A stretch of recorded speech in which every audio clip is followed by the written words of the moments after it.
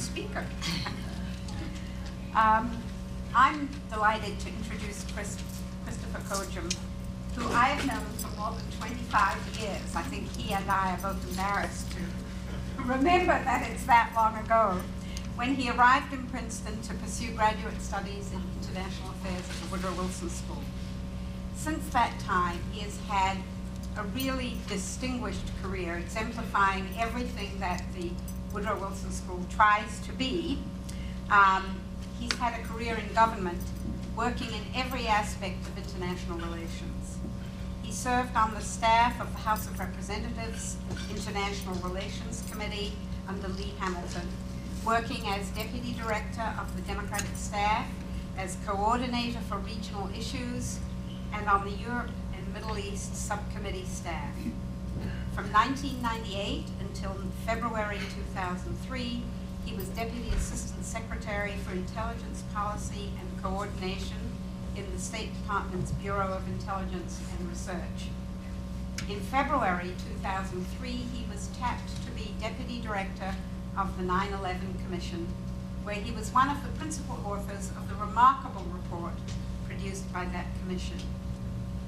He is now President of the 9/11 Public Discourse Project, an organization formed by the 10 members of the 9/11 Commission to initiate a nationwide public education campaign for the purpose of making America safer and more secure.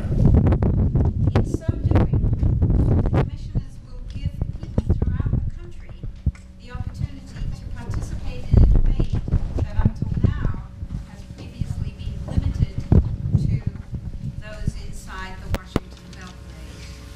Chris is also teaching at the Woodrow Wilson School. Before I let him begin, let me give you a tiny anecdote which illustrates the esteem in which Chris is held. While he was a graduate student, we at the Woodrow Wilson School had a call from Abba Eden, who was spending a year at the Institute for Advanced Study. He was writing his memoirs, and he wanted a graduate student to help him put the memoirs together. The late Assistant Dean and former Mayor of Princeton Township, by coincidence, Jay Blyman, thought immediately of Chris, who was thrilled to be tapped for such an important assignment. Needless to say, he did brilliantly and was thought to be an extraordinary resource by Abba Eden. We're indeed fortunate to have Chris Kojum speak to us this evening. Won't you please welcome him to the Princeton Public Library?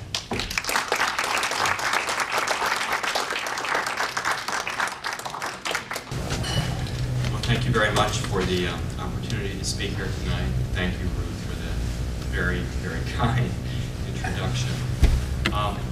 What I thought I'd speak about tonight is really the process of the writing of the report.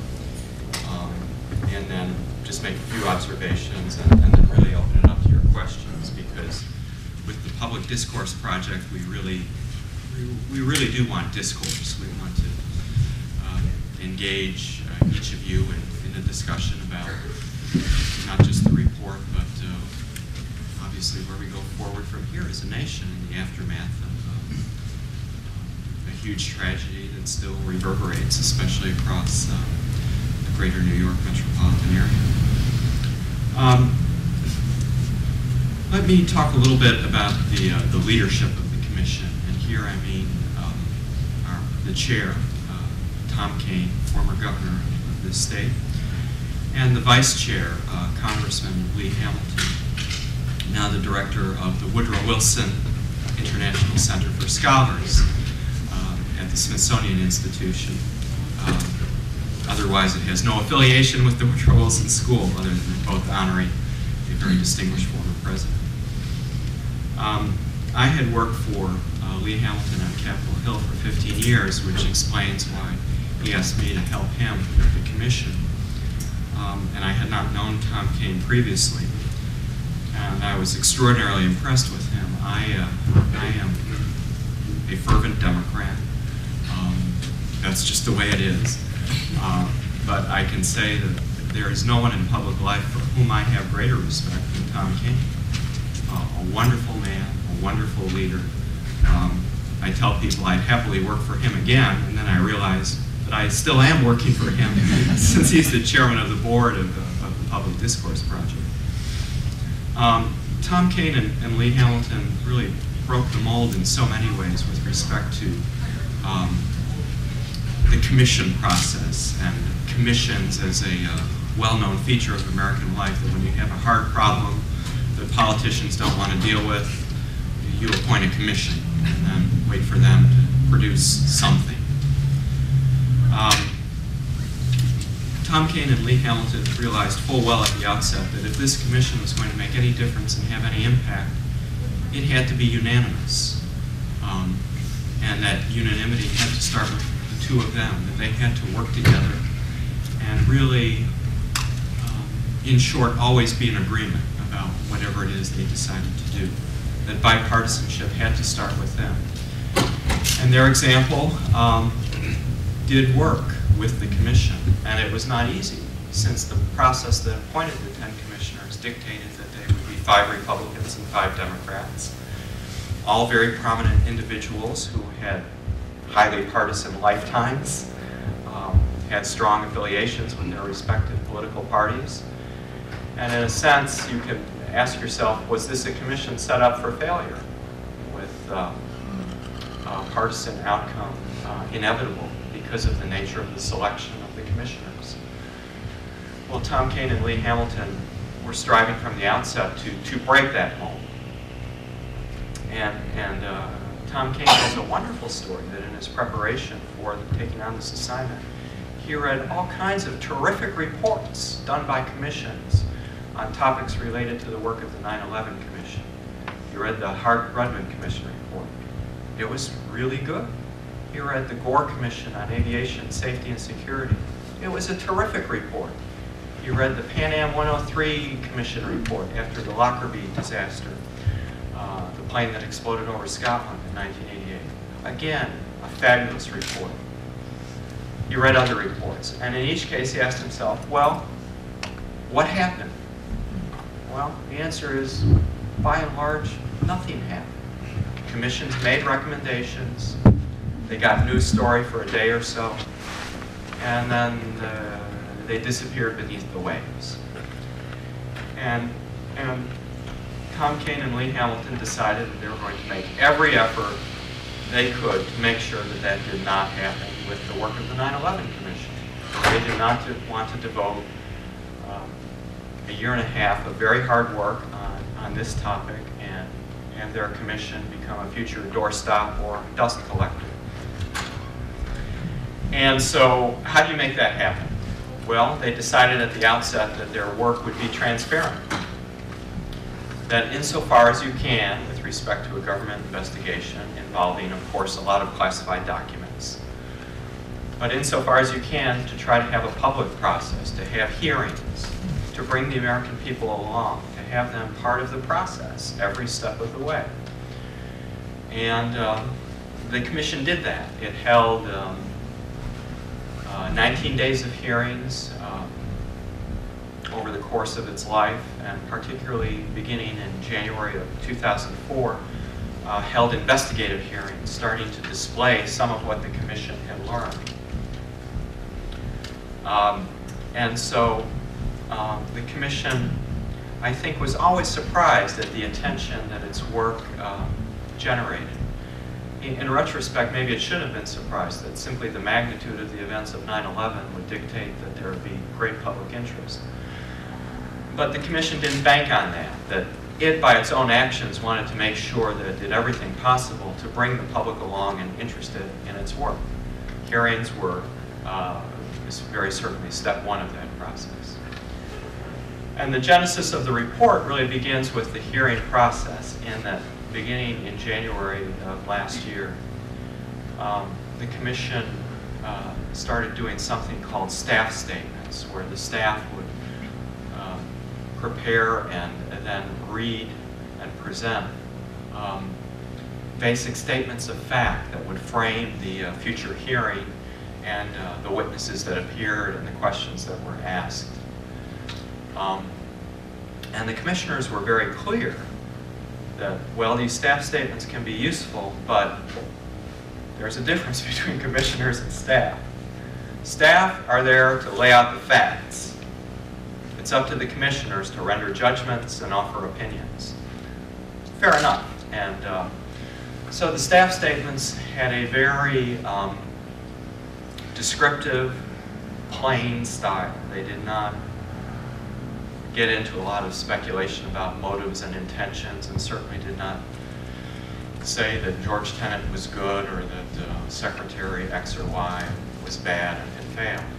The staff really did limit itself to description of factual information, be it about airplane security or the processes with respect to visas and entry into this country, the policies before 9/11 with respect to covert action and trying to capture bin Laden. It was just the facts ma'am approach. So this kind of set a tone for the written product of the commission. And then as March and April and May of this year rolled around, when the commission had to transform this enormous investigation into a written product, the same principle in large part applied. Tom Kane and Lee Hamilton also thought from the outset that they needed to write a report that would that the American people would want to read. That educated, interested lay people who knew nothing about terrorism or the activities of the U.S. government could pick up a book, read it, understand it, and be excited and interested enough to support the recommendations that the commission made, thereby hoping that the work of the commission would not become a doorstop. Okay, so how did this come about? The legislation that created the commission said three things: that there should be a report to the president, a report to the Congress, and a report to the public. And so the commission used this legislative requirement to have a report to the public to talk to commercial publishers. And we talked to a number of commercial publishers, and they didn't pay the commission any money, we didn't pay them any money. But our interest was a report where the publisher would guarantee a certain large distribution nationwide, and that we would negotiate for the lowest possible price. A number of publishers said 14, we'll do it for 12. Norton Books said, we'll put it in bookstores for 10. And we said, you got a deal. And so we worked with Norton, and the report was in the public domain from the date of its publication. But Norton had a head start, and it could publish the same public report as a book on the same day that we released it as a government document. Other publishers subsequently picked up this report and did their own prints of the book. Barnes & Noble did one. St. Martin's Press did one. Also the government printing office, which we were required by law to use, had a significant number of sales of its own version of this government document. We know that Norton Books has sold about 1 million copies. We know that from the 9/11 Commission website that 6.9 million copies of the report have been downloaded. So I think we've succeeded with respect to getting the message and the work of the commission out. And so how did we do that? And now I'll speak for a bit about the mechanics of the process. We had a huge, sprawling investigation of about 2 million pages of government documents, over 1,200 interviews of officials, government officials past and present. And we had 9 different teams looking at different aspects of the investigation, a total staff of 80. So, okay, how do you take this huge investigation and turn it into a report? Well, in the spring of last year, the staff director assigned staff to write different pieces about, I don't even remember the number now, 33 or 35 different discrete pieces of the report. And he and a team assembled them into what became 10 chapters. And so we had very basic drafts prepared by staff, and then began a very elaborate process of editorial work. First internally by the staff, and then we presented drafts to the commissioners. And the commissioners read these drafts religiously and carefully and made very detailed comments.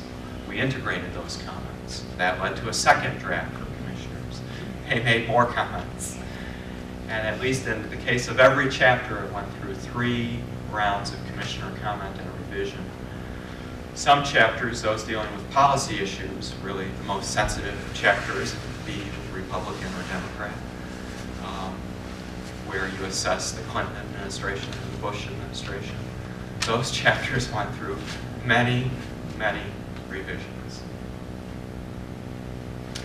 And in a sense, the commissioners came around in their own view to the direction they had given the staff previously. That the best way to tell this story is to stick as closely to the facts as you can, because that way you can get 10 commissioners to agree, and you can leave it for the American public to make the judgments about who did well, who did poorly. The mandate of the commission was twofold. It was to tell the story of 9/11, and it was to make recommendations. The commission had no mandate to assess guilt, to assess blame. The commission had a very heavy mandate to look forward. What can we recommend that will make this country safer and more secure? And so the commission, whenever it had questions about what is it that we ought to do, would always refer back to the statute that created it. So in a sense, what was the House style of the commission staff statement became the House style of the report. A very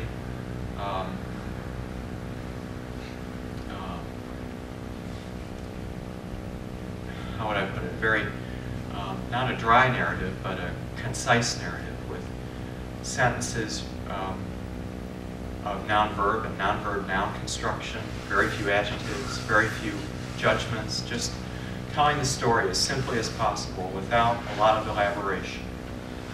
And it's a very complicated story, of course, but we tried to put it together in such a way that you could always find the thread of the storyline. And the commissioners themselves felt strongly that you can't start this book talking about bin Laden and some fatwa. That you've got to start this story with the story of the planes and the story of what happened on the day of September 11th. So they very much took the view that you start the book with what happened on this beautiful Tuesday morning in the fall of 2001, and what happened at Logan Airport and at Dulles and at Newark, and just tell the story of the day. And then after you tell what happened that day, then you can jump back to bin Laden in Afghanistan and the rise of this organization committed to killing Americans, military and civilian. And then you can tell the story of the policy within the administration, alternating with chapters describing the plot and the plotters. The Hamburg cell traveling to Afghanistan, then traveling to America. And then what the hijackers and the pilots did in their training in America, and joined by the so-called muscle hijackers, and all the details leading up to the morning of September 11th. And then how the U.S. government really had a race against time, that there were small disquieting facts that were known within the U.S. government, but the information was never put together in time. It's all speculation, it can only be that, but I think we as staff at least think that had the U.S. government had a few more weeks, we may have been able to break the plot, but of course we didn't have a few more weeks. And And I think it's also pretty clear that even had there been news stories about the arrest of this strange character Moussaoui in Minneapolis, this radical Islamist who was taking flying lessons, that had that been a national news story, and had the 4 pilots heard about it, they may have scrubbed the operation. We don't know. We can't know. But they were very concerned with operational security, and they conducted their operation very well. They did their research well, and they protected the integrity of their plan, and were able to get under the radar of the FBI and CIA and everyone else. The final part of the narrative of the Commission report is really following up on the day of 9/11 and the nature of response, particularly at the World Trade Center, and how New York City government in particular responded. The police, the fire, the emergency personnel, and what civilians themselves in the towers did. They were a hugely important part of the rescue and response. Civilians who just picked up and took on leadership roles because the situation demanded it. And many of them rose to the occasion, did heroic things. Some of them survived. Many, of course, did not. So the writing of the report, just to conclude on this,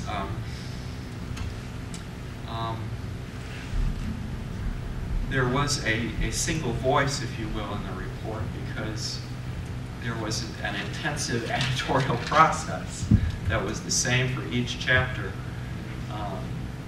that started with staff and ended with commissioners, and was all dedicated to a plain, factual presentation. And that became the house style and the voice of the report.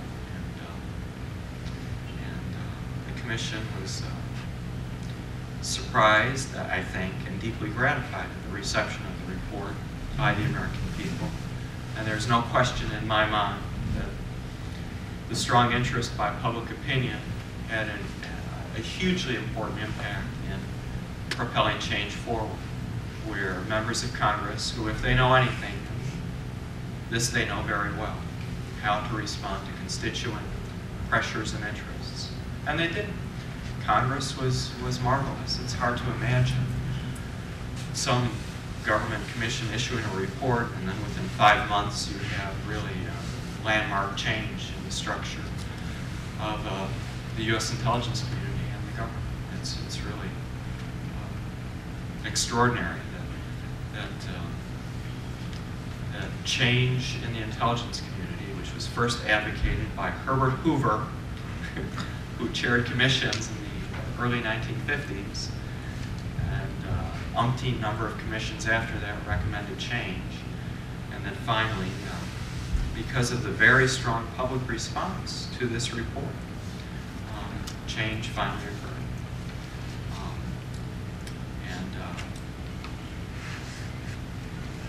I worked in the federal government for 21 years, and one of the few things I can say that I know for sure is that there's nothing harder in the federal government than change. It's a bureaucracy. I mean, the bureaucracy runs this year as it did last year, as it did the year before it, and change is almost impossibly hard.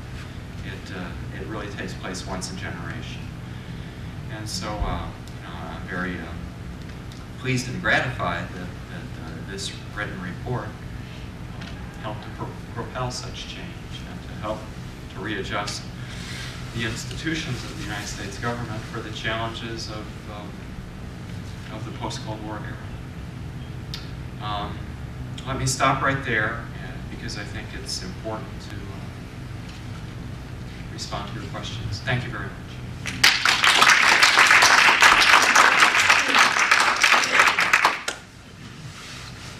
Yeah, these recent reports about buildings very close to the Pentagon and the World Trade Center imploding at the time of the attacks, and that not being explained by any sources. Can you speak to that? A little bit. you can't ever say that you know everything. History and time will just produce more information that the commission doesn't know.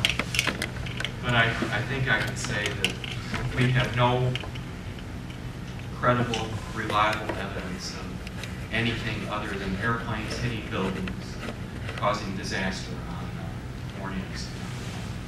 I also wondered, the staff, the 18, were they pretty much equally balanced between Republicans and Democrats? The 80 staff. In truth, I'm not sure I can really answer that question. The staff director was hired, first of all, because he was very, very good, but he is also a Republican. I was hired surely in part because I'm a Democrat. But after the two of us were hired, we took our example from Tom King and Lee Hamilton. Not example, we were told, which is we're going to try as hard as we can to do a nonpartisan investigation. We're going to have a unitary staff. So Philip and I shook hands and said, for the life of this commission, you forget you're a Republican, I forget I'm a Democrat, and we're going to put together a staff of the very best people that we can find. And we don't care what their political affiliations are. In point of fact, they ran the gamut. We had staff who had worked for some very conservative Republicans and staff who worked from some very liberal Democrats. And most of the staff was in between. A lot of them were nonpartisan and had no identifiable political affiliation. And it didn't matter. We were all working on this project and had all resolved that for this period of time, whatever we were in the past and whatever we would be in the future, for this period of time, we're not partisan players. I'm interested in the process of how you get a report written by some 80 people. Was there one individual that set the overall theme for the report, and then did chapters get assigned the themes for the chapter? How did you get, what was the process for producing? Well, I think that it's fair to say that ultimately the concept for the outline of the report came from the executive director, my colleague Philip. And the report was written by the first draft, which you have to distinguish from what the report became. But the basic working material was put together by 35 people. And an editorial team of 4 senior staff, certainly including myself, and people whom we call the team leaders, the individual heads of the different teams that were responsible for, say, border security or the FBI or for the intelligence community or for emergency response at the World Trade Center. The team leaders participated very actively in the editing process. But above all, the commissioners did. At the end of the day, it doesn't matter what staff did. This is the commissioner's report. They labored over it, over every paragraph, every sentence. It reflects them and their judgment. So, you know, it's the 10 of them. And, you know, the staff were important. Don't get me wrong, I don't think the staff had an inconsequential role, but I distinguish here very much between the role of staff and the role of commissioners.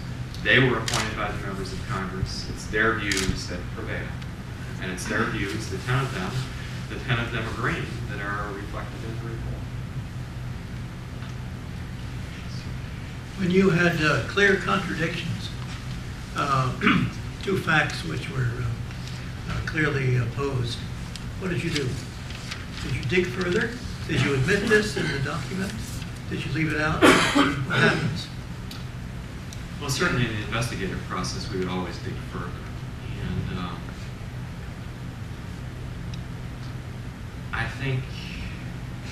I don't know that we left in any total contradictions in the report, but the report does make judgments on controversial questions. Say, for example, this whole question of did Muhammad Atta travel to Prague and did he meet with Iraqi intelligence services? Our staff did a very, very thorough investigation, looking at the question from the standpoint of what did the Czechs know, what did we know, what did intelligence show, what did we learn from the Iraqi intelligence service after we had captured Baghdad, looking at this question from every possible angle, we have no reliable evidence that this meeting occurred. So we didn't go so far as to say this meeting did not occur. But we can say what we did know, that we've looked at it every which way we know how. It doesn't check out. How do you feel then when the Vice President continues to insist that there was that connection and, With you know, Iraq and Al-Qaeda. Yes, and the meetings in Congress, you know. Well, it's the strangest thing. The Vice President believes he's in agreement with us. Well, he will say he's in agreement, but then cite the evidence that is contrary to the report says. Yeah, I can't really speculate beyond that as to what, you know, the Vice President said and what he means, but I know what we said, which is that it is certainly correct that the preponderance of evidence does show that bin Laden had contacts with Iraqi officials, including Iraqi intelligence officials. I might add, by the way, that he had more contacts with Iranian officials and very close contacts with Pakistani intelligence, and he was supported by Afghanistan and by Sudan. So in his outreach to other governments, Iraq was on the list, but it was not the most prominent partner for bin Laden. And we think that much of what bin Laden talked to Iraq about was going to Baghdad. At different times, Iraq wanted Al-Qaeda to come to Baghdad. And when bin Laden wondered sometimes whether the Taliban would continue to support his presence in Afghanistan, he was looking for other alternatives. He was exploring other places to go. But in point of fact, he never left Afghanistan after he went there in 1996. And he never developed much of a relationship, as best we know, with Iraq. There were reports from the early 90s of cooperation in Sudan with Iraq on chemical weapons. Most of the reporting on that has, for one reason or another, been discredited or recanted, or doesn't check out. So, was there a relationship between bin Laden and Saddam Hussein? Yeah, they talked to each other. But was there any operational relationship? Did they work together doing anything in terms of dastardly deeds or terrorism? And there's just no evidence. There's just no evidence. No evidence of their involvement.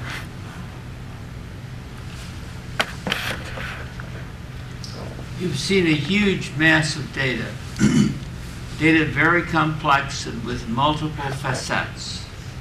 And there is in the public image the thought that if a perception was global, that the threads all would be connected. Do you think with your government experience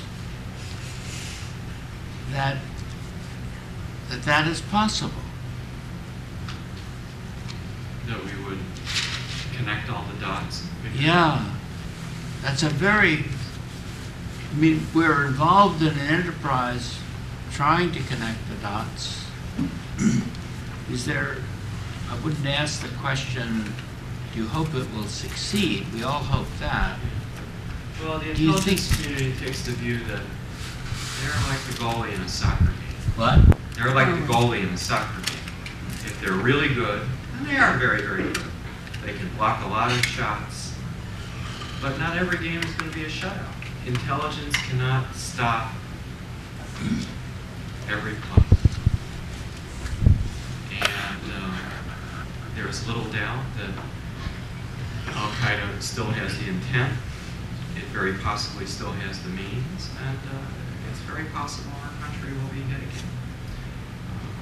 If you look at testimony by Porter Goss and FBI Director Mueller, they do believe we will be hit again.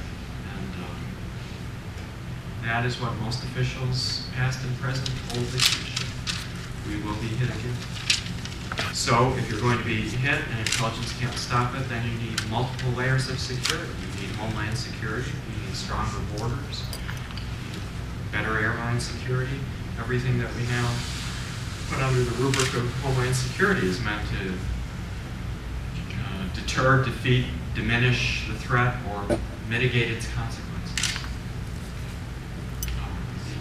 Yeah, hi, thank you. How did you and the rest of the people feel about Bush's request to speak before the closed committee as opposed to being more open? And what did you feel about his responses? Well, I personally did not participate in the meeting with the president and vice president. The commissioners, I think, felt that they had a very good meeting with the president and vice president. The president was very well prepared. He did most of the speaking in the meeting. Essentially, the vice president only spoke when questions were addressed to him or when the president asked him to speak. And he felt President Bush was very forthcoming. Now, if you back up, it is correct that for a long period of time, the president did not decide whether he would meet with the commission, and then when he did, he only wanted to meet with the chair and vice chair. And the 10 commissioners felt very strongly that they, as a group, needed to meet with him. And on a remarkable morning that I remember very well, March 30th, the commission was meeting and received a letter from the White House saying that National Security Advisor Rice would testify in public session, that presidential daily briefs that we had been fighting about, a number of them would be declassified and made available to the commission, and that the president would appear with all 10 commissioners in the company of the vice president. And the 10 commissioners were astonished and very pleased at this letter from the White House, and frankly did not take particular note of the president appearing with the vice president. If they wanted to appear together, that's fine. But we will have a set of questions for each of them. And that's how it proceeded. Was there anything about the fact that it was closed when the openness was so important in the process? Correct. Well, we did ask 4 individuals to appear in open testimony. And if they did not wish to appear in open testimony, we certainly wanted to interview them. That included Presidents Clinton and the sitting president, Vice President Gore, and Vice President Cheney. All of them acceded to the request for private interviews. None of them took up the commission's invitation to appear in public. And just as a matter of separation of powers, the commission, in its creation, was made part of the legislative branch of the United States government. And there's simply no ability to compel the head of the executive branch to testify. Thank you. Was there any need for political compromise in what was included or excluded? Was there any element of bargaining between the factions? Well, yes and no. There were never any explicit deals about you lay off my side, I'll lay off yours. I mean, that just didn't happen, never occurred. But all the commissioners were intent on the facts, and they were very interested in how the facts were characterized.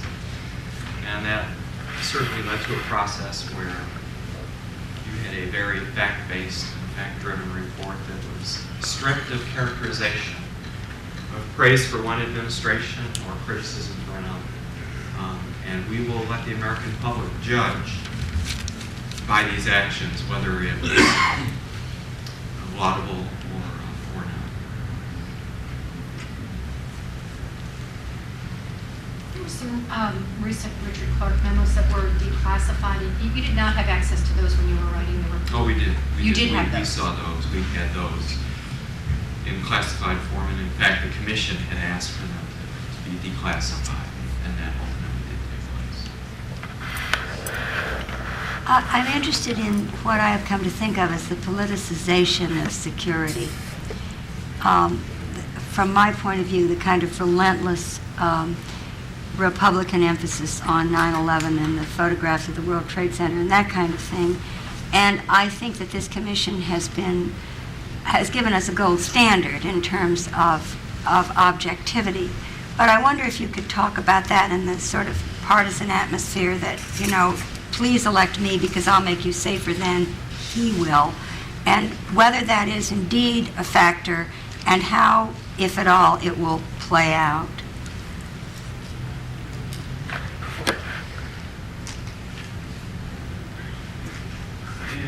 It's hard to know. I think it's fair to say that the administration had a lot of worries about the creation of the commission. That even if a commission were as just as King Solomon in its judgments, that it would be the sitting president, not the former president, who would pay the political price.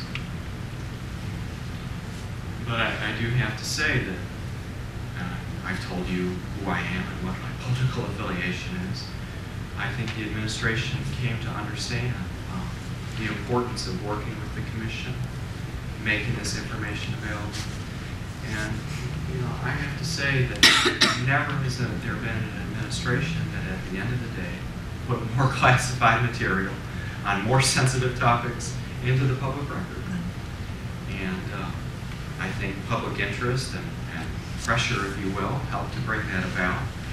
But ultimately, all decisions on declassification rest with the executive branch. It's up to the president. And he made clear that he wanted the story told, and so the story came.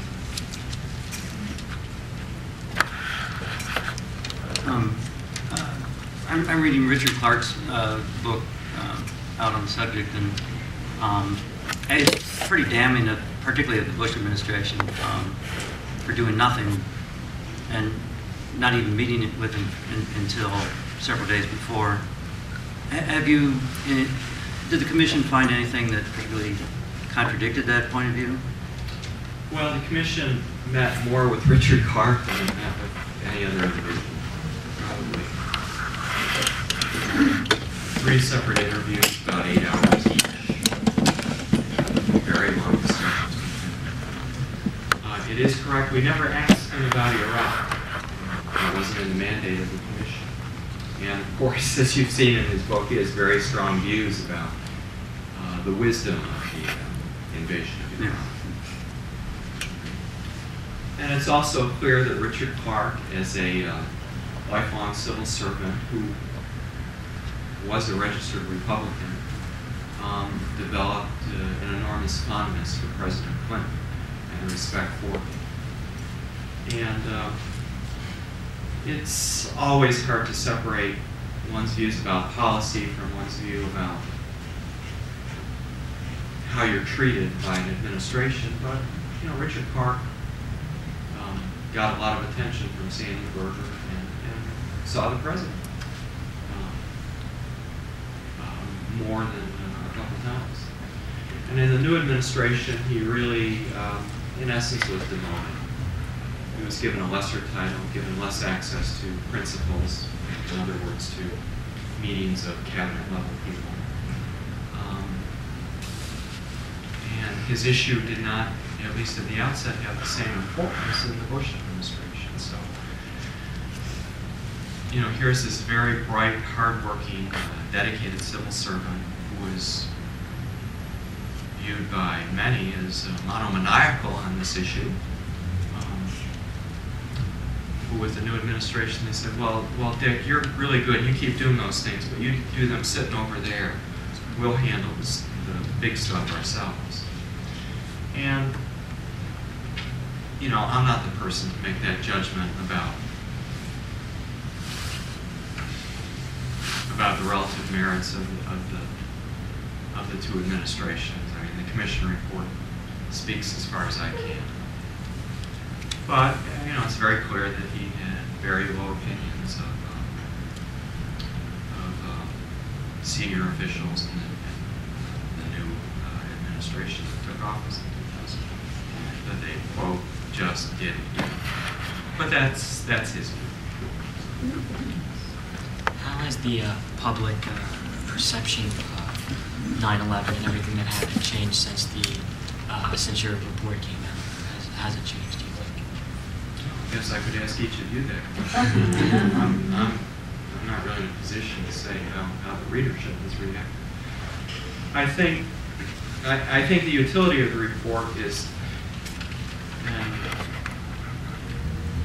it's not a small thing, but to set to rest a number of conspiracy theories that are out there. You can't ever, answer them all, but it's very important, I think, for the U.S. government to put out there a definitive document that represents the very best information that we believe we can produce that answers questions. Because, as with any national tragedy, there are all kinds of people out there who think that it was done by our own government, or by the Israelis, or by who knows, or that the event didn't occur, or that the hijackers are still alive. There are any number of conspiracy theories out there. And I think this is why such a report is important, to try and set those to rest. And I don't want to over-exaggerate or get maudlin about it, but the American people need to have confidence that their government will tell them the full story and tell them the truth. And that's what this exercise was all about. Did you expect the public, or anticipate the public acceptance and support that you got for the report? And did you think that it would generate as much change as it did, or that seems to have started? No. Commissioners, well, I shouldn't speak for commissioners, I'll just speak for myself. I consistently underestimated public interest in our work and the ability of the commission to make change happen. And I freely admit that.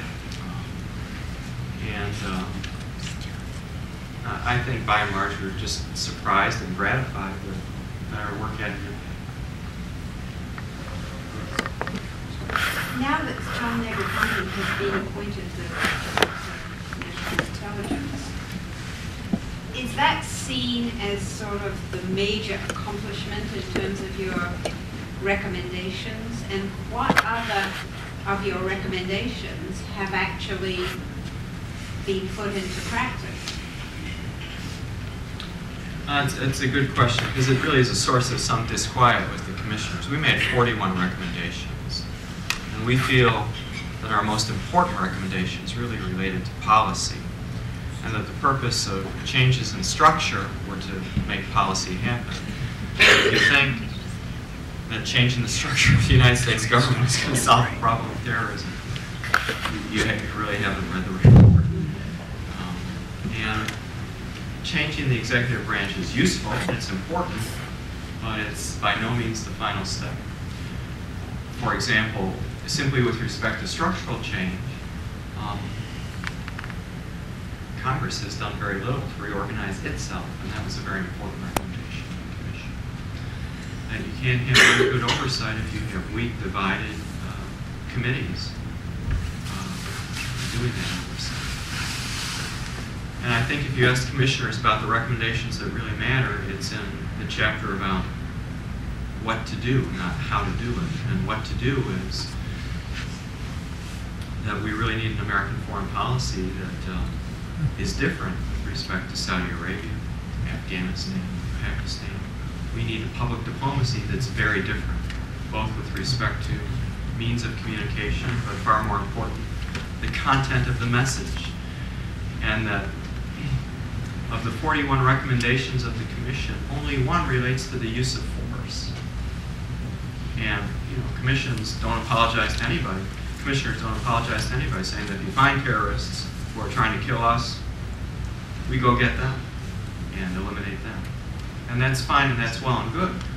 But if that's all you do, you've done nothing to defeat the threat of terrorism.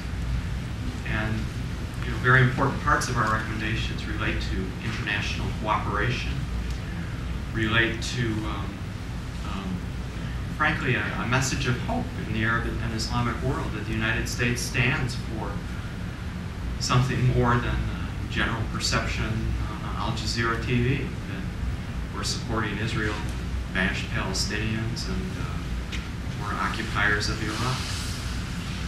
Now, the Commission didn't say change American foreign policy. That's made for all kinds of reasons.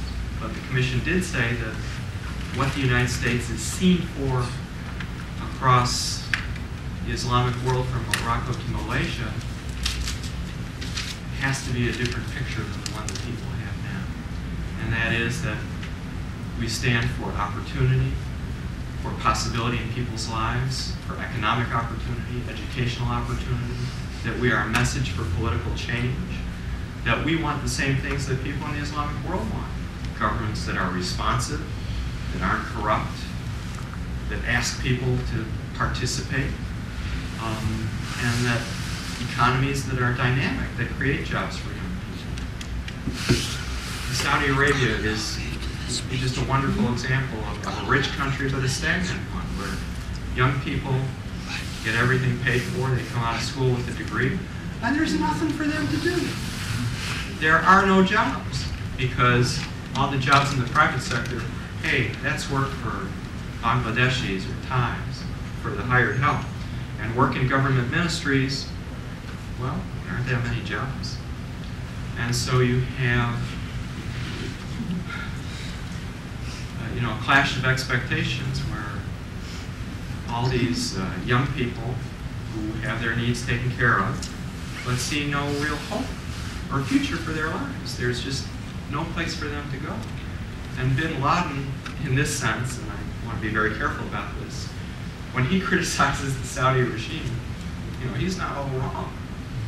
He's certainly wrong about the means of change, but when he says it's a system that shuts out other voices and participation and is corrupt and doesn't uphold the traditions of Islam as outlined in the Quran, don't listen to me. He's got some resonance in the Kingdom of Saudi Arabia. It's a message that has some responsiveness. And President Clinton, when he met with the Commission, he talked about his conversations with, once he was out of office, with the Saudi leaders. And he said, think about what you want your country to be like in 10 years. I presume that you want you and your family to still be playing a role. And that's fine. But the way to get there is reform. If you don't change, change will pass you and your family by. And powerful forces of globalization are at work, and there's no question that things that are part of the American model are widely felt by public opinions everywhere. That people want hope for themselves and their children, they want jobs, they want a voice in government. And most governments in the Arab world don't meet that standard. Best leave it at that.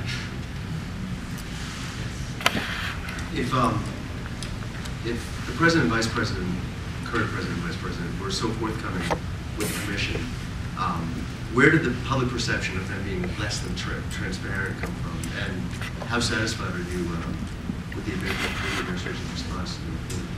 I think the answer to that question is a pretty straightforward one. At the end of the day, the commission got all it wanted declassified, got all the documents it wanted, got all the witnesses it needed. It took a long time to get there. And I think this is where the public perception comes from.